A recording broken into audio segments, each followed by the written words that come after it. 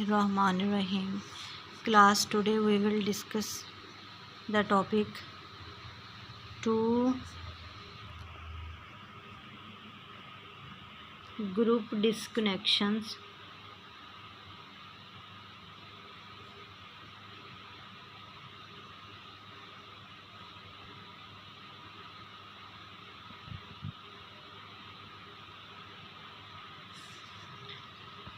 Are better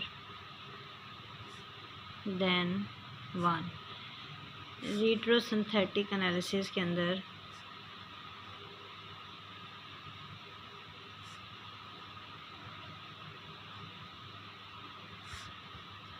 अब हमारे पास जो रेट्रोसिंथेटिक एनालिसिस का जो टॉपिक है, two group disconnections are better than one, इसमें सबसे पहले तो इस वर्ड को हम समझेंगे कि इसमें वो क्या कहना चाहता है कि अगर कोई भी हमारे पास टारगेटेड मॉलिक्यूल है और उसके अंदर टू फंक्शनल ग्रुप्स आ जाए, ठीक है, टारगेटेड मॉलिक्यूल है और उसके अंदर टू फंक्शनल ग्रुप अगर प्रेजेंट है, तो इन टू फंक्शनल ग्रुप्स को अगर हम डिस्कनेक्शन के दौरान एक सिंगल मॉलिक्यूल में ही डिस्कनेक्ट कर दें, मतलब एक दोनों फंक्शनल ग्रुप एक ही मॉलिक्यूल में या एक ही सिंथोन में चले जाएं, तो हमारे पास वो रिएक्टेंट जो रिएजेंट बनेगा वो हमारे पास बेटर नहीं होगा, बल्कि अगर हमारे पास फंक्शनल ग्रुप दो हैं, हम दोनों की इस तरह से डिस्कनेक्शन करें कि एक फंक्शनल ग्रुप एक सिंथोन में चला जाए, दूसरा फंक्शनल ग्रुप दूसरी तरफ, तो इस तरह से हमारे पास जो प्रोडक्ट है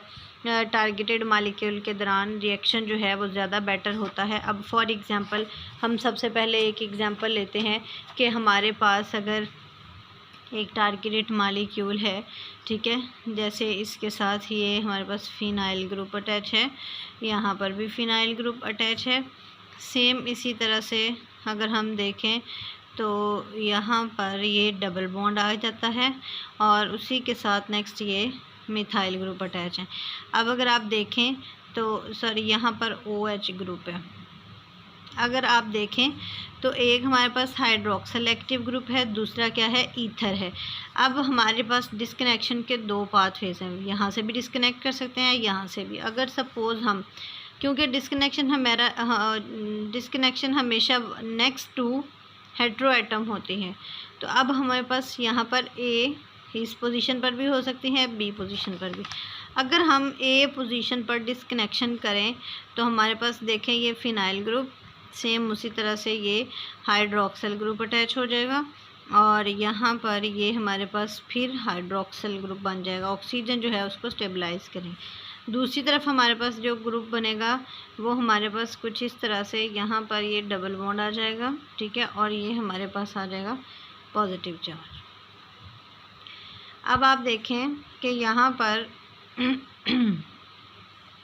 अगर आप देखें तो जब हमने ए डिस्कनेक्शन की तो हमारे पास ये दो हाइड्रोक्सिल ग्रुप जो हैं ये दोनों ही एक्टिव हैं, ठीक है, और ये एक ही सिंथोन के अंदर चले गए हैं। अब अगर ये एक ही सिंथोन के अंदर चले जाएंगे तो हमारे पास जो प्रॉब्लम आएगी वो ये है कि ये रिएक्शन जो है वो रिलायबल नहीं रहेगा, इसके अंदर सिलेक्टिव अल्काइलेशन नहीं हो सकती, इसकी सिलेक्टिविटी डिक्रीज़ हो जाएगी, सिलेक्टिविटी डिक्रीज़ हो जाएगी, ठीक है, और ये रिलायबल रिएक्शन नहीं रहेगा।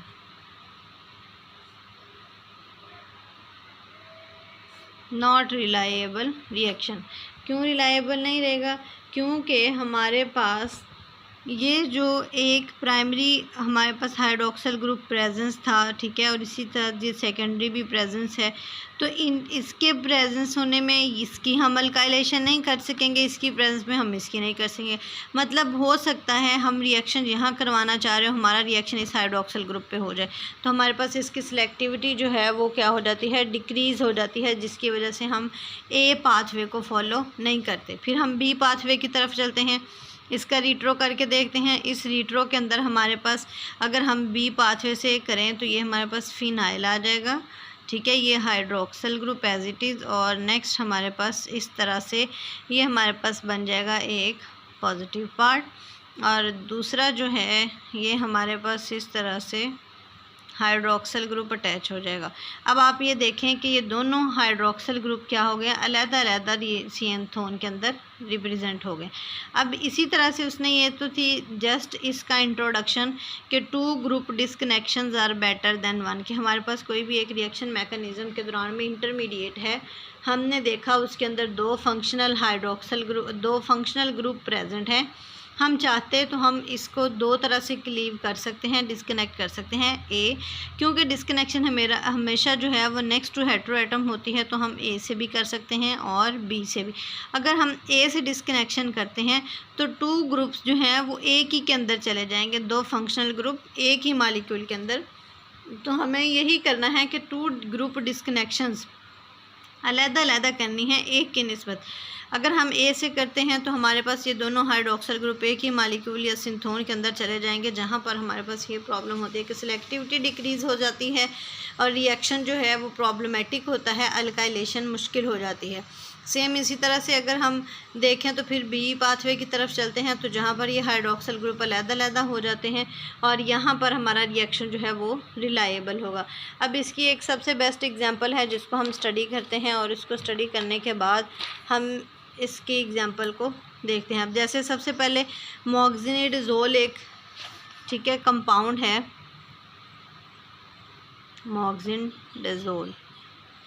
मॉक्सिनिडाज़ोल जो है हम इसको देखेंगे, इसके रिट्रो करके देखते हैं, ठीक है। और ये हमारे पास एक एस्पार्टिक ड्रग है और उसके अंदर ये इम्पोर्टेंट इंटरमीडिएट है, ठीक है। एक एस्पार्टिक ड्रग के अंदर ये एक इंटरमीडिएट है मॉक्सिनिडाज़ोल, ठीक है, जिसको हम अब स्टडी करेंगे। अब इसका अगर हम स्ट्रक्चर देखें तो ये नाइट्रोजन है H2N, फिर इसी तरह से नेक्स्ट नाइट्रोजन लगा हुआ है, फिर उसके बाद ये इस तरह से हमारे पास ऑक्सीजन आ जाता है, यहाँ पर ये कार्बोनाइल ग्रुप अटैच होता है। अब नेक्स्ट हमारे पास यहाँ से कुछ इस तरह यहाँ पर नाइट्रोजन अटैच होता है, फिर ये हमारे पास एक बेंजीन स्ट्रक्चर बनता है, ठीक है, इस तरह से। और ये हमारे पास क्या होता है, एक मॉक्सिनिडाज़ोल है। अब आपने देखा इसके अंदर 2 फंक्शनल ग्रुप जो हैं, इसकी क्लीवेज यहाँ से भी हो सकती है और इसकी क्लीवेज यहाँ से भी हो सकती है। अब हम इसकी डिस्कनेक्शन को देखते हैं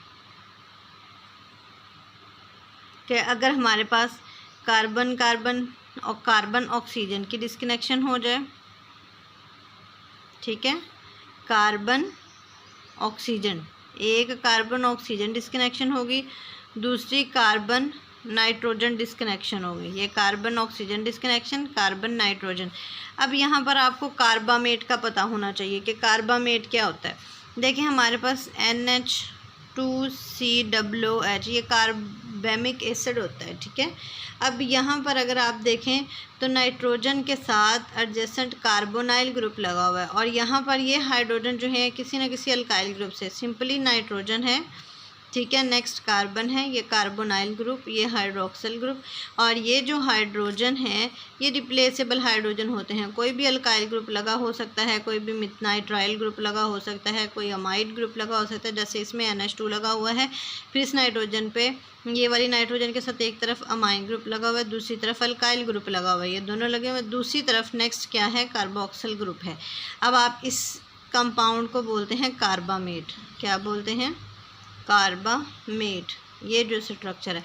अब आपने देखा कि कार्बन ऑक्सीजन और कार्बन नाइट्रोजन कहाँ पे हैं, ये कार्बामेट के, इनकी डिस्कनेक्शन हम करेंगे, ठीक है। ये कार्बामेट डिस्कनेक्शन होगी और जब डिस्कनेक्शन होगी तो हमारे पास यहाँ पर ये डबल बॉन्ड ऑक्सीजन है, ये अलहदा हो जाएगा। जब ये अलहदा होगा तो हमें इसको स्टेबल करने के लिए क्या लगाना पड़ेगा, मिथॉक्सी ग्रुप अगर हम यहाँ लगा दें और मिथॉक्सी ग्रुप ही यहाँ पर लगा दें तो ये हमारे पास एक स्टेबल सिंथोन जो है वो बन जाएगा।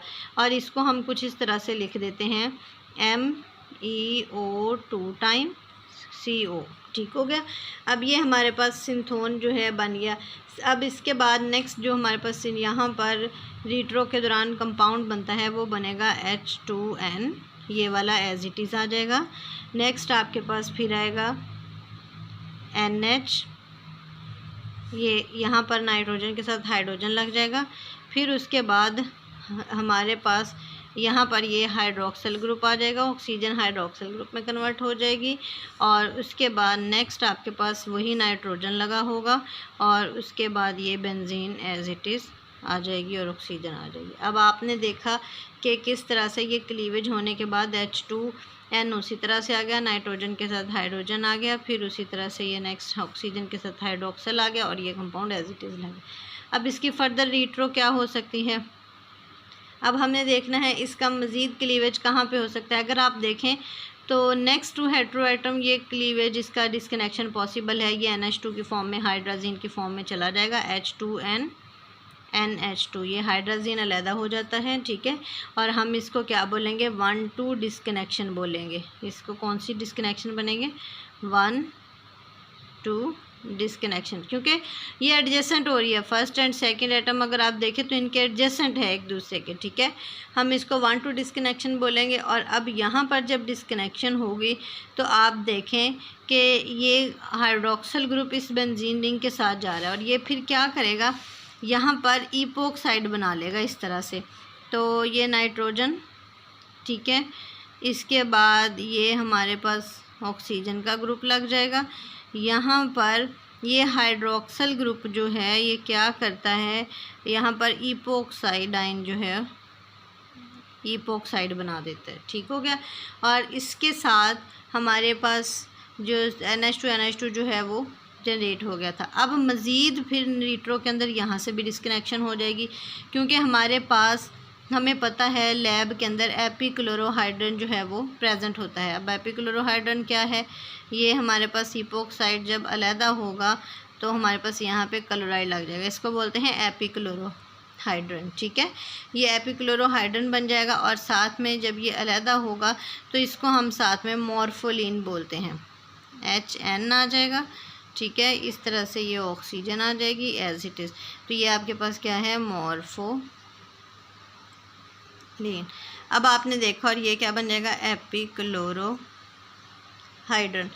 तो ये आपके पास यहाँ तक क्या बन जाता है, रीट्रो बनता है कि सबसे पहले आपने मोक्सिनाडाज़ोल जो है ये एक एस्पार्टिक ड्रग का इंटरमीडिएट है, इस कंपोनेंट को लिया, इसके अंदर हमने क्लीवेज की, डिस्कनेक्शन किया, 2 डिस्कनेक्शंस किए, 2 फंक्शनल ग्रुप अलग-अलग कर दिए। एक हमारे पास ये डाईमिथॉक्सी कार्बोनाइल जो है और दूसरी तरफ हम ये कार्बन ऑक्सीजन और कार्बन नाइट्रोजन, ये कार्बामेट से होता है, आपको मैंने बताया है। तो हम इसलिए ये नाइट्रोजन जो है कार्बोक्सिल ग्रुप से भी अटैच है, अल्काइल ग्रुप से भी अटैच है, हम इसको कार्बामेट फंक्शनल ग्रुप बोलते हैं। लिहाजा ये कार्बामेट से हमने इसको क्या किया, डिस्कनेक्ट किया, बाकी जो कंपाउंड बचा फिर उसमें हमने क्या किया, ये NH से हम दोबारा इसको डिस्कनेक्ट कर रहे हैं तो हमारे पास ये स्पीशी बचती है, फिर इसको हम डिस्कनेक्ट करते हैं तो एपिक्लोरोहाइड्रन और मॉर्फोलिन बचता है। अब इसके बाद हमने ये तो इसकी किया रीट्रो। अब रीट्रो के बाद हम इसका, और यहाँ पर देखें हम कौन सा बॉन्ड ब्रेक करें, कार्बन नाइट्रोजन, तो हम इसको क्या लिख देते हैं, कार्बन नाइट्रोजन, या हमारे पास ये अमाइन डिस्कनेक्शन भी है। सेम इसी तरह से देखें नाइट्रोजन कार्बन की डिस्कनेक्शन है और ये भी कौन सी डिस्कनेक्शन है, अमाइन डिस्कनेक्शन है। अब इसके बाद नेक्स्ट अगर हम देखें तो हम इसकी सिंथेसिस करना चाहते हैं। अगर हम सिंथेसिस करना चाहते हैं तो हम यहाँ से ही स्टार्ट करेंगे, ठीक है। ये लास्ट सिंथोन से स्टार्ट करेंगे। कैसे करेंगे, सबसे पहले हम लेंगे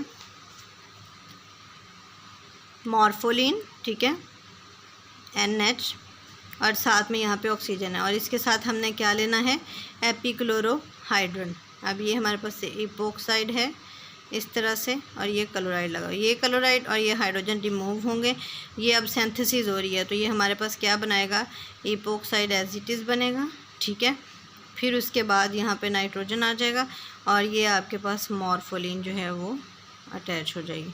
अब यहाँ इसके बाद यहाँ पर हमने क्या किया था, NH2 को डिस्कनेक्ट किया था, ठीक है। अब हम इसके अंदर क्या ऐड करेंगे, NH2 है और साथ में भी NH2 है, तो हमारे पास जो कंपाउंड बनेगा वो सिंपली उसी तरह से ये नाइट्रोजन अटैच होगा, H2N लिखेंगे, फिर हमारे पास ये नाइट्रोजन आ जाएगा और इसके साथ हमारे पास क्या होगा, H होगा, और यहाँ पर ये इस तरह से OH देगा, ठीक है। फिर नेक्स्ट ये हमारे पास यहाँ पर नाइट्रोजन होगा और ये इस तरह से उसी तरह बेंजीन रिंग जो है वो दोबारा जनरेट हो जाएगा, ठीक हो गया। अब नेक्स्ट फिर हम इसके अंदर क्या ऐड करेंगे, वही कंपाउंड जो हमने रिप्लेस किया हुआ था, MeO2 टाइम CO, ठीक है, इस कंपाउंड को, ये जो है आपका। तो फिर उसके बाद हमारे पास जो फर्दर उसी तरह प्रोडक्ट जो है वो बन जाएगी टारगेटेड मालिक्यूल। अब हम इसको टारगेटेड मालिक्यूल लिखते हैं। तो आपने देखा कि किस तरह से हम सिंथेसाइज दोबारा कर लेते हैं। अब इसके बाद नेक्स्ट एग्जांपल है नेफिमिडोन की, ठीक है। सेकंड एग्जांपल किसकी आ जाती है, नेफिमिडोन।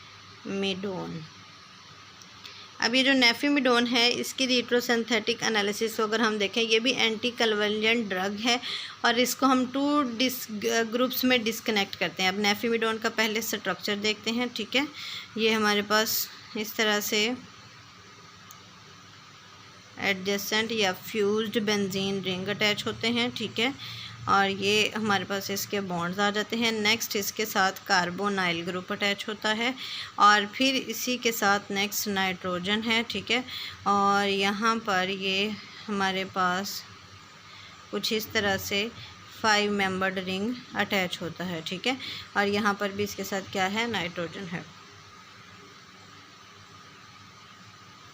और ये इसके साथ 2 बॉन्ड अटैच होते हैं।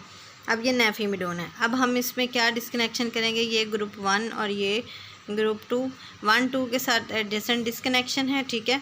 तो हमारे पास ये जब डिस्कनेक्ट होगा तो ये इसी तरह से नाइट्रोजन है,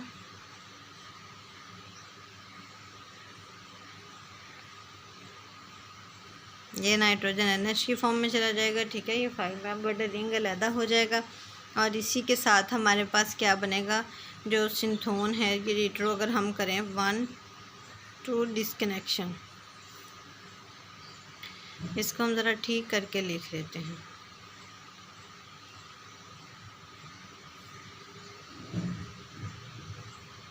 NH, ठीक है, कुछ इस तरह से ये 5 मेंबर्ड रिंग क्लियर बन जाएगा। अब इसके साथ हमारे पास जो डिस्कनेक्शन हुई है ये इसी तरह से हम बेंसिनथोन बनाएंगे। इसका ये बेंजीन फ्यूज्ड रिंग्स हैं 2, ठीक है। और नेक्स्ट हमारे पास ये कार्बोनाइल ग्रुप है, इस पर आ जाएगा पॉजिटिव चार्ज। इसका रिएजेंट अगर आप देखें तो क्या रिएजेंट बनना चाहिए, सिंपली वही यहाँ पे क्या लगा देंगे, क्लोराइड लगा देंगे। रिएजेंट हम बना के दिखा देते हैं। उसी तरह ये हमारे पास फ्यूज्ड बेंजीन रिंग्स आ जाएंगे, ठीक है। और यहाँ पर ये कार्बोनाइल ग्रुप और यहाँ पर क्लोराइड, ये इसका क्या है, रिएजेंट। रिएजेंट कहते हैं ऐसा स्टेबल मॉलिक्यूल, ठीक है, जो हमें लैब से भी मिल जाए रिएक्शन के दौरान कि हम इसको बाय कर सकें। और ये सिंथोन होता है, ये हमारे पास वो प्रोडक्ट होती है जब हम किसी भी कंपाउंड का रिट्रो करते हैं तो उसके दरमियान पोलैरिटी वाला जो कंपोनेंट होता है, पॉजिटिव चार्ज भी हो सकता है और उसके ऊपर नेगेटिव चार्ज भी, उसको हम क्या बोलते हैं, सिंथोन बोलते हैं। इस तरह से अब हमने ये रिट्रो करके देखा, फिर अगर हम इसका दोबारा से चाहें तो हम इस रिएक्शन को सिंथेसाइज करा के भी दिखा सकते हैं किस तरह से। पहले इन 2 सिंथोन को आपस में मिलाएंगे और हमारे पास ये रिएजेंट जो है अगेन सिंथेसिस में चला जाएगा। इसकी सिंथेसिस बहुत आसान है, सिंगल स्टेप ही है कि आप ये रिएजेंट लें, ठीक है, और इसके अंदर इस 5 मेंबर्ड को अटैच करा दें। जैसे ही 5 मेंबर्ड को अटैच कराएंगे तो ये हमारे पास सिंथेसिस में प्रोडक्ट जो है वो प्रिपेयर हो जाएगी। अब इससे नेक्स्ट हमारे पास अगली एग्जांपल आती है, वो भी इंतहाई आसान है और इसको बोलते हैं एट्रोपाइन की एग्जांपल। अगर हम एट्रोपाइन की एग्जांपल देखें तो उसके अंदर भी हम इसी की सिंपल क्लीवेज को एक्सप्लेन करते हैं कि अगर हमारे पास डिस्कनेक्शन किस तरह से की जाए कि स्टेबल रिएजेंट भी बने और इसके अलावा रिलायबल रिएजेंट हो। तो हम इसकी डिस्कनेक्शन को अगर देखें तो सबसे पहले हमारे पास ये 6 मेंबर्ड नाइट्रोजन कंटेनिंग रिंग होता है। ये सिंपली अटैच होता है इस तरफ फिनाइल ग्रुप से और इस तरफ फिर ये हमारे पास एक बेंजीन है और ये कीटो बेंजीन इसके साथ अटैच है। 6 मेंबर्ड रिंग है, उसके साथ कार्बोनाइल ग्रुप है। अब इसकी डिस्कनेक्शन जो है, ठीक है, वो करेंगे। यहाँ पर ये 1 और 3 डिस्कनेक्शन होगी, ठीक है, 1, 3 डिस्कनेक्शन। और इसके दौरान हमारे पास जो रिएजेंट बनेंगे वो हमारे पास ये इस तरह से बेंजीन होगा, NH की फॉर्म में चला जाएगा, ठीक है। और साथ में जो सिंथोन होगा फिनाइल और यहाँ पर ऑक्सीजन और इसके ऊपर क्या होगा, पॉजिटिव चार्ज। इसका रिएजेंट क्या होगा, सिंपली रिएजेंट भी बना देते हैं, फिनाइल है, यूँ इसके अंदर डबल बॉन्ड अगर हम इंट्रोड्यूस करा दें तो ये हमारे पास इसका क्या मिल जाएगा, रिएजेंट मिल जाएगा, ठीक है। अब ये हमारे पास ये थी डिस्कनेक्शन इसकी। अगर हम इसकी सिंथेसिस देखें तो सिंथेसिस में हम क्या करेंगे, सिंपली इस कंपोनेंट को और इस कंपोनेंट को आपस में मिलाएंगे, ठीक है। ये हम रिएजेंट लेंगे NH, और उसी के साथ हमारा सेकंड रिएजेंट क्या होगा, फिनाइल, और उसके साथ ये हमारे पास बेंजीन अटैच होगी, डबल बॉन्ड, और हमारी जो प्रोडक्ट बनेगी वो हमारे पास सिंथेसिस के अंदर सेम उसी तरह से एट्रोपाइन जो है नाइट्रोजन, फिर इसके बाद नेक्स्ट आपके पास आ जाएगा फिनाइल ग्रुप, और ये इधर बेंजीन रिंग के साथ अटैच होगी, डबल बॉन्ड ऑक्सीजन। तो अब आपने देखा ये 80 to 90% जो है वो यील्ड देती है। अब हम डिस्कनेक्शन जब भी करते हैं, ठीक है, तो हमें कुछ गाइडलाइन की ज़रूरत होती है कि डिस्कनेक्शन कहाँ पे करनी चाहिए और किस तरह से। सबसे पहले कि जब भी डिस्कनेक्शन करें तो रिलायबल रिएक्शन होना चाहिए। क्या होना चाहिए, रिलायबल रिएक्शन। नंबर 2, अगर हमारे पास डिस्कनेक्शन करनी है, दो कंपाउंड के अंदर 2 पार्ट्स हैं, ठीक है, 2 पार्ट्स कंपाउंड के अंदर 2 हिस्से हैं और हेट्रो एटम से ज्वाइन, क्या है, hetero atom joined by hetero atom. अगर हेट्रो एटम से ये ज्वाइन है तो फिर हम हमेशा डिस्कनेक्ट करेंगे नेक्स्ट टू हेट्रो एटम, तो डिस्कनेक्शन मस्ट बी। फिर हम इसकी डिस्कनेक्शन कहाँ पे करेंगे, disconnection must be next to hetero atom. अगर कोई भी कंपाउंड है उसके 2 parts joined by hetero atom, then disconnection must be next to hetero atom. इसके बाद नेक्स्ट इसकी गाइडलाइन ये भी है, consider alternative disconnections and choose route that avoid chemoselectivity problem, often this means disconnecting reactive group first. अब देखें हमारे पास जैसे हमने अभी पढ़ा था कि 2 फंक्शनल ग्रुप प्रेजेंट हैं, जैसे यहाँ पर हाइड्रोक्सिल ग्रुप भी है और ईथर भी है, तो ये दोनों एक्टिव फंक्शनल ग्रुप हैं, ठीक है। तो हमें यहाँ पर उस फंक्शनल ग्रुप को पहले डिस्कनेक्ट करना है जो ज़्यादा रिएक्टिव होगा, ताकि हमारे पास कीमोसेलेक्टिविटी का प्रॉब्लम जो है वो ना आए। और हमेशा 2 ग्रुप डिस्कनेक्शन को इस्तेमाल करना चाहिए जहाँ जहाँ पे पॉसिबल हो, ताकि हम रिएक्टिव कंपोनेंट्स को अलहदा करके रिलायबल रिएक्शन को परफॉर्म करवा सकें और उसके अंदर जो हमारे रिएजेंट हों वो भी क्या हों, स्टेबल हों। अब इसमें ये जो 2 ग्रुप डिस्कनेक्शन है, अगर हम इनको लेकर चलते हैं तो ये मॉलिक्यूल की कम्प्लेक्सिटी को कम कर देते हैं, ठीक है, टारगेटेड मॉलिक्यूल को, और एफिशिएंटली डिस्कनेक्शंस होती हैं, और इसके नतीजे में जो हमारे पास रिएक्शन है वो भी रिलायबल होता है।